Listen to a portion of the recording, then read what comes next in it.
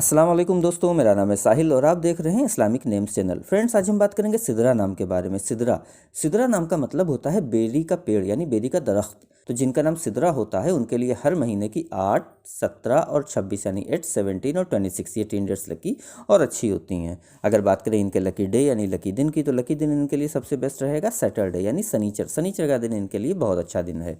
अगर बात करते हैं इनके लकी कलर की, तो लकी कलर में इनको ब्लू कलर यानी नीला कलर और ब्लैक कलर यानी काला कलर, ये 2 कलर इनके लिए बहुत अच्छा सूटेबल कलर हैं।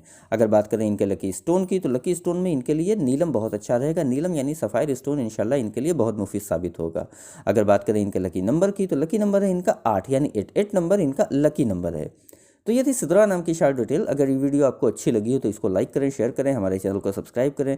यहाँ पर हम आपको आपके नाम के बारे में ऐसे ही शॉर्ट में जानकारी देते हैं। अगर आप किसी और नाम के बारे में जानना चाहते हैं तो कमेंट बॉक्स में उसका नाम लिखिए, बहुत जल्दी आपको उस नाम पर वीडियो मिल जाएगी। इसके अलावा अगर आप अपने नाम के बारे में डिटेल के साथ जानकारी हासिल करना चाहती हैं तो इसके लिए इस वीडियो की डिस्क्रिप्शन में आपको एक लिंक मिलेगा, उस वीडियो को देखिए।